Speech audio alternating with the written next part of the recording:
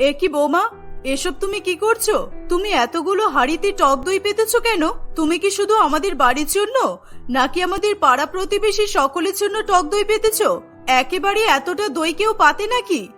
আপনার কি মাথা খারাপ? আমি টক দই পাতবো পাড়া প্রতিবেশীদের জন্য? আমার কি খেয়ে বসে কাজ নেই? এই টক দইগুলো আমি শুধুমাত্র আমার ফুচকার জন্য পেতেছি। আমি আজকে মন ভরে দই ফুচকা খাবো। সে কি, প্রত্যেকদিন বাইরে থেকে এত এত দই ফুচকা খেয়ে তোমার মন ভরছে না? তুমি আবার বাড়িতে টক দই পাতা শুরু করেছো?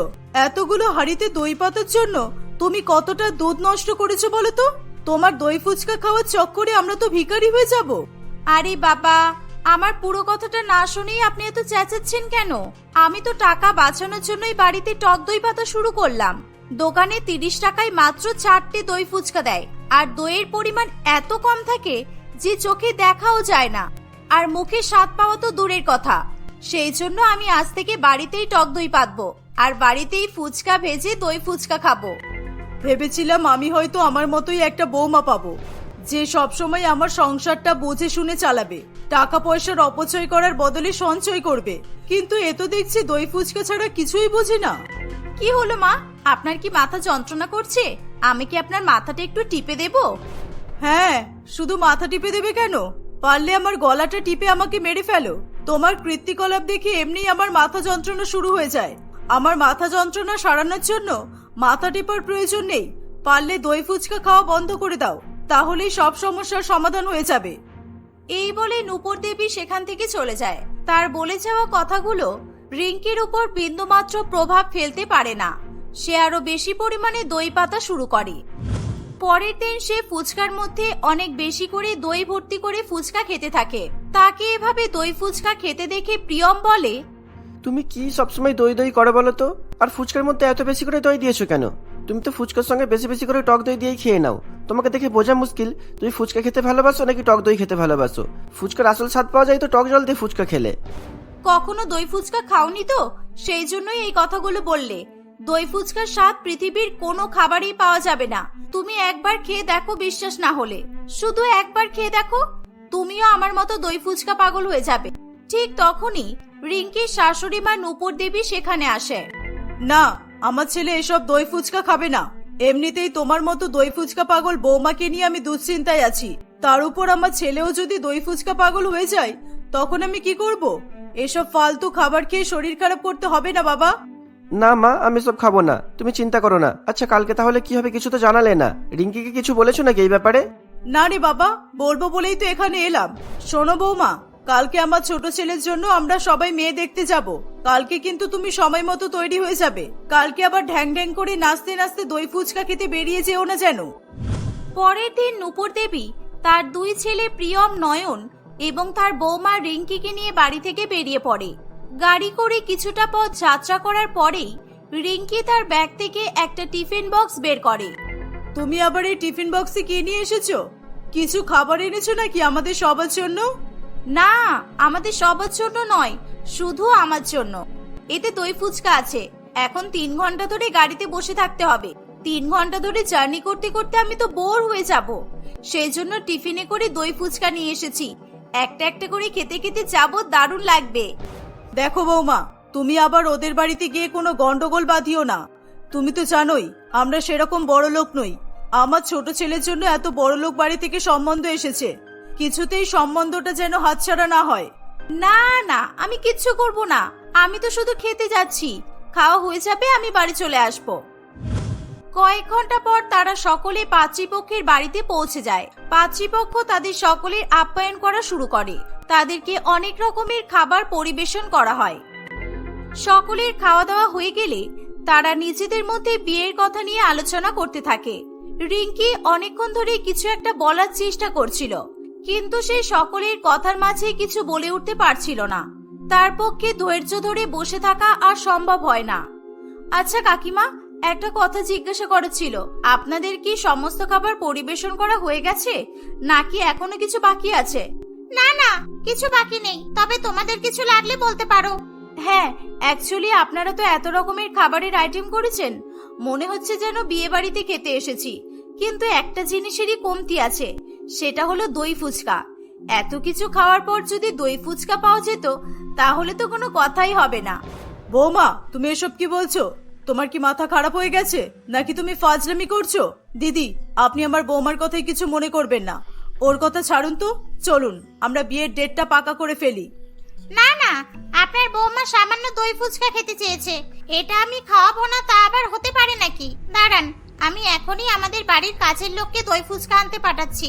রামু, যাও ম্যাডামের জন্য দই ফুচকা কিনে নিয়ে এসো। চন্দ্রিমা দেবীর কথা শুনে তাদের কাজের লোক ফুচকা আনতে চলে যায়। রিঙ্কি অধীর আগ্রহে দই ফুচকার জন্য অপেক্ষা করতে থাকে, কিন্তু কিছুক্ষণ পর রাম খালি হাতে ফিরে আসে। ম্যাম সাহেব, আমাদের এখানে কোথাও দই ফুচকা পাওয়া যাচ্ছে না। আমি অনেকগুলো দোকানে দেখলাম, কোথাও পেলাম না। এই কথা শুনে রিঙ্কি ভীষণ পরিমাণে রেগে যায়। আপনাদেরকে দেখে মনে করেছিলাম আপনারা হয়তো আমাদের খুব ভালো মতোই অতিথি আপ্যায়ন করবেন, কিন্তু আপনারা তো আমাদের সামান্য একটা ডিমান্ডটুকু পূরণ করতে পারলেন না। আমরা তো পাত্রপক্ষ এইটুকু ছোট একটা ডিমান্ড করলে সেটা পূরণ করা তো আপনাদের কর্তব্য। আরে রিঙ্কি, এটা কি হচ্ছেটা কি? তুমি কি এখানে বিয়ে পাকা করতে এসেছো নাকি দই ফুচকা খেতে এসেছো? এখানে দই ফুচকা পাওয়া যায় বলে তোমার মনে হচ্ছে? তোমার কি মনে হয় এটা কোনো দোকান? চুপ করো, তুমি বেশি কথা বলো না। যারা পাত্রপক্ষের এটুকু সামান্য চাহিদা পূরণ করতে পারে না, ভবিষ্যতে এরা তাহলে কি দেবে বলো? কি আশা করছো তোমরা? মা, আপনি যে ভেবেছিলেন আপনার ছেলেকে বড়লোক ঘরে বিয়ে দিয়ে আপনি অনেক অনেক যৌতুক নেবেন, আপনি সেই স্বপ্ন ভুলে যান। সামান্য দই ফুচকা খাওয়াতে পারলো না, তারা নাকি যৌতুক দেবে। অনেক হয়েছে, আর নয়। আপনাদের আমার বাড়িতে বসে বসে আমাকে অপমান করেই যাচ্ছেন। আপনাদের মতো নিচু মানসিকতার পরিবারে আমি আমার মেয়ের বিয়ে দেব না। যান, চলে যান এখান থেকে। দিদি, আপনি প্লিজ এরকম করবেন না। দয়া করে আমার কথাটা শুনুন। আসলে আমার বৌমার মাথায় সমস্যা আছে, ও যখন তখন ভুলভাল কথা বলে। প্লিজ আপনি কিছু মনে করবেন না। দরজা খোলা আছে, নিজের পায়ে হেঁটে চলে যান, না হলে ঘাড় ধাক্কা দিয়ে বের করতে বাধ্য হব। এভাবে ভীষণ পরিমাণে অপমানিত হয়ে নূপুর দেবী তার পরিবারকে নিয়ে বাড়িতে ফিরে আসে। তারা বাড়িতে এসে রিঙ্কিকে ভীষণ পরিমাণে বকাবকি করে। এত কিছুর পরেও রিঙ্কির উপর কোনো প্রভাব পড়ে না। সে দই ফুচকার জন্য পাগলামি করতেই থাকে।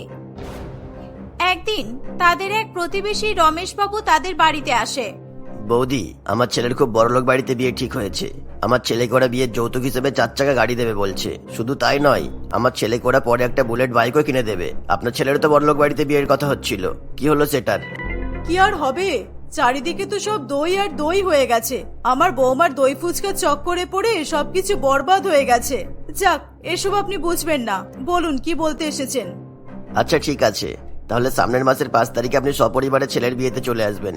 বরযাত্রীতে তো অবশ্যই যেতে হবে, আর বউ ভাতে তো থাকছেনই। এই বলে রমেশবাবু সেখান থেকে চলে যায়। দেখতে দেখতে বেশ কিছুদিন কেটে যায়। রমেশবাবু ছেলে তুহিনের বিয়ের দিন রিঙ্কি তার পরিবারের সঙ্গে রমেশবাবুর বাড়িতে পৌঁছে যায়। রমেশবাবু তার আত্মীয় স্বজন এবং পাড়া প্রতিবেশী সকলের সঙ্গে পাত্রীপক্ষের বাড়িতে বরযাত্রী নিয়ে উপস্থিত হয়। সেখানে গিয়ে বরযাত্রীরা সকলে নানান রকমের আইটেমের খাবার দেখে অবাক হয়, কিন্তু রিঙ্কি সবার আগে দই ফুচকা স্টলের দিকে ছুটে যায়। এই যে ওয়েটার, আমাকে তাড়াতাড়ি দই ফুচকা দাও, তাড়াতাড়ি তাড়াতাড়ি। সরি ম্যাডাম, আমাদের দই ফুচকা শেষ হয়ে গেছে। আপনাদের বরযাত্রী আজকে ভীষণ লেট করেছে। যতটা দই ফুচকা অর্ডার দেওয়া হয়েছিল তার সবটাই শেষ হয়ে গেছে। আপনি নর্মাল টক জলের ফুচকা পাবেন। মানে দই ফুচকা শেষ হয়ে গেছে? বরযাত্রী এসে পৌঁছানোর আগে আপনারা সমস্ত দই ফুচকা শেষ করে ফেলেছেন? এটা কোনো কথা হলো? দই ফুচকা স্টলটা আপনারা কিসের জন্য বসিয়েছিলেন? বরযাত্রীদের জন্যই তো। আপনি জানেন না বিয়ে বাড়িতে সবচেয়ে বেশি প্রাধান্য বরযাত্রীদের দেওয়া হয়? সেই জায়গায় আপনি আমাদের দই ফুচকা থেকে বঞ্চিত করলেন। আরে ম্যাডাম, আপনি এইটুকু একটা জিনিস নিয়ে এত বড় সিন ক্রিয়েট করছেন কেন? বিয়ে বাড়িতে আরো অনেক খাবার আছে তো, আপনি সেগুলো খান। আপনি কি এখানে ঝগড়া করতে এসেছেন? ঝগড়া করতে আসবো কেন? হ্যাঁ, আমার কি আর কোনো কাজ নেই? আমরা বরযাত্রী, আপনারা আমাদের খাতির যত্ন ঠিক করে করতে পারছেন না। আমাদের আসার আগে দই ফুচকা শেষ। আপনি জানেন আমি রেগে গেলে বরযাত্রী ফেরত নিয়ে চলে যেতে পারি। আপনাকে দেখে তো আগে ভদ্রঘরের মনে হয়েছিল, কিন্তু সামান্য দই ফুচকা পাননি বলে আপনি বরযাত্রী ফিরিয়ে নিয়ে যাওয়ার কথা বলতে পারেন। আমার তো ভেবেই অবাক লাগছে, আপনার মানসিকতা এত নিচু। এই কথা শুনে রিঙ্কি খুবই রেগে যায়। সে রেগে গিয়ে বরযাত্রী সকলকে উল্টোপাল্টা কথা বলে তাদের উস্কাতে শুরু করে। বরযাত্রী ফিরে নিয়ে যাওয়ার কথা ধীরে ধীরে চারিদিকে ছড়িয়ে পড়ে। এই কথাটা পাত্রীর বাবা মদনবাবুর কান পর্যন্ত পৌঁছে যায়। মদনবাবুর হার্টের অসুখ ছিল। বরযাত্রী ফিরিয়ে নিয়ে যাওয়ার কথা শুনে সে কিছুতেই নিজেকে সামলাতে পারে না। তার একটা বড় ধরনের হার্ট অ্যাটাক হয়। আত্মীয় স্বজন সকলে তাকে নিয়ে হসপিটালে চলে আসে। এভাবেই রমেশবাবু ছেলের বিয়েটাও ভেঙে যায়। বৌমা, এতদিন পর্যন্ত তুমি অনেক পাগলামি করেছো। তুমি দই ফুচকার জন্য আমার ছেলের বিয়েটা ভেঙে দিলে, সেটাও করে শান্তি হলো না। তুমি আজকে রমেশ দাদার ছেলের বিয়েটাও ভেঙে দিলে। তোমার জন্য একটা মানুষ অসুস্থ হয়ে পড়লো। তুমি একবার ভেবে দেখো তো, তোমার বিয়ের দিন যদি কেউ বরযাত্রী ফিরিয়ে নিয়ে যাওয়ার কথা বলে আর তোমার বাবা অসুস্থ হয়ে পড়ে, তাহলে তোমার কেমন লাগতো? নূপুর দেবীর মুখে এই ধরনের কথা শুনে রিঙ্কির টনক নড়ে। সে তার ভুল বুঝতে পারে। আমি আমার ভুল বুঝতে পেরেছি মা, আপনারা আমাকে ক্ষমা করে দিন। আমি আর কখনোই দই ফুচকা নিয়ে পাগলামি করব না, আমি কথা দিচ্ছি। এভাবেই সেদিনের পর থেকে রিঙ্কি নিজেকে পুরোপুরি পরিবর্তিত করে ফেলে। সে আর কখনোই দই ফুচকা নিয়ে কোনো রকমের পাগলামি করে না। বিয়ের পর প্রথমবার মনিকার দিদি ববিতা তার বাপের বাড়িতে ঘুরতে এসেছিল। ববিতাকে দেখে তার বোন এবং মা দুজনেই খুব খুশি হয়। আরে দিদি, তুই কত রোগা হয়ে গেছিস, তোর শাশুড়ি মা কি তোকে খেতে দেয় না নাকি বলতো? আরে বুদ্ধু, আমি আমার ফিগার মেনটেন করছি। সবাই বলে না বিয়ের পরে মেয়েরা মোটা হয়ে যায়, আর আমি মোটা হতে চাই না, তুই জানিস তো। আরে বাবা, তোর দিদি তো এইমাত্র এলো, একটু বসতে দে, কিছু খেতে দে, তারপর গল্প জুড়তে বসবি। আরে না না, ঠিক আছে। এমনিও আমার তোমাদের কথা আর এই বাড়ির কথা খুব মনে পড়ছিল। ওখানে একদম সবসময় বন্দি থাকতে হয়। খোলামেলায় থেকে অভ্যাস তো আমার, ওখানে যেন দম আটকে আসে। মা, দেখেছো তো, আমি তোমাকে বলেছিলাম না ওই বাড়িতে দিদির বিয়ে হলে দিদির অসুবিধা হবে। অসুবিধা মানে? দুটো ঘর আর রান্নাঘরের মধ্যেই সবসময় বন্দি থাকতে হয়। ছোট ঘরে বিয়ে হলে খুব সমস্যা। আরে ছোট ঘরটাতে কি হয়েছে, ঘর একদিন বড় হয়ে যাবে। আর এমনিও জামাই বাবাকে তো তোর পছন্দ হয়েছিল। জামাই বাবা তো খুবই ভালো, তার মধ্যে তো কোনো কমতি নেই। আর এমনিও আমি নিজের মেয়ের শ্বশুর বাড়ির কোনো বিষয় নিয়ে সমালোচনা করতে পছন্দ করি না। মনিকা, যা দিদির জন্য চা বানিয়ে নিয়ে আয়। মালতী দেবী তার দুই মেয়ে ববিতা এবং মনিকার সঙ্গে বাস করত। মালতী দেবীর স্বামী মারা যাওয়ার পর থেকে তাদের পারিবারিক অবস্থা অনেকটাই শোচনীয় হয়ে পড়েছিল। মালতী দেবী একটা ওষুধ তৈরির ফ্যাক্টরিতে কাজ করত। তাদের সম্বল বলতে ছিল মাত্র একতলা বাড়ি। বিমল বাবু বেঁচে থাকাকালীন খুবই কষ্টে সৃষ্টে বাড়িটা তৈরি করেছিল। মালতী দেবী দুই মেয়েকে খুবই কষ্টে বড় করেছে। কয়েক সপ্তাহ আগেই সে ধার দেনা করে তার বড় মেয়ে ববিতার বিয়ে দিয়েছে। ববিতার বিয়ে তাদের মতোই একটি সাধারণ পরিবারে হয়েছিল, তাই সে সবসময় তার শ্বশুর বাড়িকে নিয়ে সমালোচনা করত। আসলে ববিতার বড়লোক বাড়িতে বিয়ে করার খুব ইচ্ছে ছিল, কিন্তু ভাগ্যবশত তার বিয়ে গরিব রাজেশের সঙ্গে হয়েছিল। বিয়ের পর কিছুদিনের জন্য সে বাপের বাড়িতে থাকতে এসেছিল। দিদি, এই নে চা খেয়ে নে। মা, এই নাও তোমার লিকার চা। দুই বোন তাদের মায়ের সঙ্গে গল্প করছিল। ঠিক সেই সময় তাদের বাড়িতে ঘটক মশাই কালীপদ বাবু আসে। দিদি, কেমন আছেন সবাই? কি খবর বলুন? আরে ঘটক মশাই, আপনি হঠাৎ? আসুন আসুন, বসুন। আমরা সবাই ভালো আছি, আপনার খবর বলুন। হ্যাঁ হ্যাঁ, আমি তো এখানে একটা সুখবর দিতেই এসেছি। আরে বড় মেয়েও তো এখানে আছে দেখছি। হ্যাঁ কাকু, কিছুদিনের জন্য থাকতে এসেছি। আপনি বলুন না, কি সুখবর দিতে এসেছেন? যাক, তুমি খুব ভালো সময় এসেছো। এবার ছোট বোনের বিয়ে দেখে তারপর শ্বশুর বাড়ি যেও, কেমন? মানে মনিকার বিয়ের কথা বলছেন আপনি? মনিকার বিয়ে ঠিক হয়ে গেছে? না, বিয়ে ঠিক হয়নি, তবে হয়ে যাবে। দিদি শুনুন, আপনার ছোট মেয়ের জন্য একটা অনেক বড় ঘর থেকে সম্বন্ধ এসেছে। কি? মনিকার জন্য বড় ঘর থেকে সম্বন্ধ এসেছে? কে? ছেলেটা কি করে? বলছি মা, বলছি, এত উত্তেজিত হলে কি করে হবে? আমাদের শহরের সবচেয়ে বড় ব্যবসায়ী প্রতাপবাবুর একমাত্র ছেলে হলো বিপ্লব। মনিকার ফটো দেখাতেই এক নজরে ওরা মনিকাকে পছন্দ করে ফেলেছে। এই যে দেখুন ছেলেটার ফটো। এই বলে ঘটক মশাই বিপ্লবের ফটো মালতী দেবীর হাতে ধরিয়ে দেয়। কিছুক্ষণ কথা বলে এবং জলখাবার খেয়ে ঘটক মশাই সেখান থেকে চলে যায়। ছোট মেয়ে মনিকার জন্য একটা ভালো পরিবার থেকে সম্বন্ধ এসেছে বলে মালতী দেবী মনে মনে খুবই খুশি হয়। রাত্রিবেলা মনিকা একভাবে বিপ্লবের ফটো দেখছিল। সেই সময় সেখানে ববিতা আসে। আরে বাবা, আর কতবার ফটো দেখবি? তুই তো দেখছি বিয়ে করার জন্য ভালোই লাফালাফি করছিস। এমনিও ফটো দেখে কি আর বোঝা যাবে ছেলেটা ভালো না খারাপ? না না দিদি, আমি তো এর ফটোটা দেখে এটাই ভাবছি যে ছেলেটা কত হ্যান্ডসাম, আর আমাকে দেখে এর পছন্দ হলো কিভাবে? আরে আমিও তো সেটাই ভাবছি। এটা তো হতে পারে যে ছেলেটার বয়স বেশি হয়ে গেছে, আর কোনো মেয়ে পাচ্ছে না, সেই জন্য হয়তো আমাদের মতো গরিব বাড়িতে বিয়ের সম্বন্ধ পাঠিয়েছে। কিন্তু ফটো দেখে তো বয়স্ক মনে হচ্ছে না রে দিদি। আরে বাবা, তুই ফটো দেখা বন্ধ কর, আমার কথা শোন। বড়লোক পরিবারের ছেলেরা ভালো হয় না, ওদের চরিত্রের দোষ থাকে। আর তাছাড়া এখন এসব বিয়ের কথা মাথা থেকে বের করে দে, বিয়ে করে কিন্তু পস্তাবি। আমি যেমন এখন আফসোস করছি। মাকে বল যে তুই কয়েক বছর পর বিয়ে করতে চাস। আমি তো এখন বিয়ে করতে চাই না দিদি, কিন্তু মাঝে ঘটক মশাইকে ফোন করে কালকে ওদের বাড়িতে আসতে বলেছে। এবার আমি কি করব বল? জানিস তো আমার বিয়ে নিয়ে মা কত চিন্তা করে। হ্যাঁ, সেই মায়ের তো যত চিন্তা ছোট মেয়েকে নিয়ে। বড় ঘরের সম্বন্ধ এসেছে বলে মা একটু বড্ড তাড়াহুড়ো করছে। এই বলে ববিতা সেখান থেকে চলে যায়। পরের দিন মালতী দেবী সুন্দর করে ঘরবাড়ি গুছিয়ে রাখে। অপরদিকে মনিকাও খুব সুন্দর একটি চুড়িদার পরে তৈরি হয়। কিছুক্ষণের মধ্যেই তাদের বাড়িতে ছেলেপক্ষ এসে উপস্থিত হয়। তাদের সঙ্গে বাড়ির দুটো কাজের লোক এসেছিল। কাজের লোকের হাতে অনেক রকমের ফল, মিষ্টি এবং আরো কিছু দামি দামি উপহার ছিল। এই দেখে কবিতা মনে মনে ভাবে, ওরে বাবা, মেয়েকে দেখতে এসেছে, তাও আবার এত দামি দামি উপহার নিয়ে। কেউ আবার দেখতে এলে এত কিছু নিয়ে আসে নাকি? আমি তো যতটা ভেবেছিলাম এরা তো তার থেকেও অনেক বেশি বড় লোক মনে হচ্ছে। দিদি আসুন আসুন, আসতে কোনো অসুবিধা হয়নি তো? না না, কোনো অসুবিধা হয়নি। এখানে কিছু ফল, মিষ্টি আর উপহার আছে, একটু এগুলো রেখে দিন। আরে এসবের কি দরকার ছিল দিদি? না না, আসলে খালি হাতে কিভাবে আসবো আমি কিছু বুঝে উঠতে পারছিলাম না, তাই জন্য নিজের মনের শান্তির জন্যই এগুলো নিয়ে এলাম। আচ্ছা, এসব কথা ছাড়ুন এবার। দিদি, এই যে এটাই ছেলে, এর নাম হলো বিপ্লব। এবার আপনি আপনার ছোট মেয়েকে ডাকুন। হ্যাঁ হ্যাঁ, আমি নিয়ে আসছি আমার বোনকে। বাবারে বাবা, মনিকার ভাগ্যটা সত্যিই কত ভালো। ছেলেটাকে দেখতে তো সত্যিই কত হ্যান্ডসাম। ইস, আর আমার কপালে জুটেছে ওরকম দেখতে একটা ফালতু ছেলে। আমার কপালে এসব লেখা ছিল? কি জানি কেন, উপরওয়ালা যত সুখ আমার ছোট বোনের কপালেই লিখেছে। ববিতা মনে মনে এসব ভাবতে ভাবতে মনিকাকে সেখানে নিয়ে আসে। মনিকাকে দেখে নন্দিতা দেবী মুচকি হাসতে থাকে। বিপ্লব একইভাবে মনিকার দিকে তাকিয়ে থাকে। ঘটক মশাই প্রথমবার যখন আমাকে আপনার মেয়ের ফটো দেখিয়েছে, আমার তো এক নজরে আপনার মেয়েকে পছন্দ হয়েছে। আমার এই বিয়েতে কোনো আপত্তি নেই। এবার আপনাদের মতামতটা যদি জানান।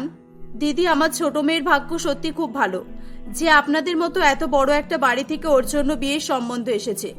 বড় মেয়ের তো ঘর সংসার হয়ে গেছে, এবার ভালোই ভালোই ছোট মেয়েটার বিয়ে হয়ে গেলে আমি শান্তি পাবো। ঠিক আছে, আপনাদের তাহলে এই বিয়েতে কোনো অসুবিধা নেই, তাই তো? এবার তাহলে ছেলে আর মেয়েকে আলাদা করে কথা বলতে দেওয়া হোক, কেমন? আসলে মডার্ন যুগ তো, যদি একে অপরের সঙ্গে কিছু জিজ্ঞাসা করার থাকে তাই আর কি। বিপ্লব ও মনিকাকে আলাদা ঘরে কথা বলতে পাঠানো হয়। এসব দেখে ববিতার খুবই রাগ হচ্ছিল। সে ঘরে জানালা দিয়ে তাদেরকে দেখতে থাকে। আপনার কিছু জানার থাকলে আপনি জিজ্ঞাসা করতে পারেন। আচ্ছা, তার আগে একটা কথা বলুন তো, আপনার আমাকে পছন্দ হয়েছে তো?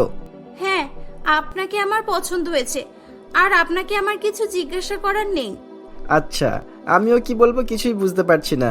এনিওয়ে, এক্সকিউজ মি, আপনার গালে কালো মতো কিছু একটা লেগে আছে, মনে হচ্ছে কালি লেগে আছে। কালি লেগে আছে? ও, তাহলে হয়তো কাজল পড়ার সময় লেগে গেছে। তাড়াহুড়ো করে তৈরি হচ্ছিলাম তো। না না, এতে ঘাবড়ানোর কিছু নেই, এমন হতেই পারে।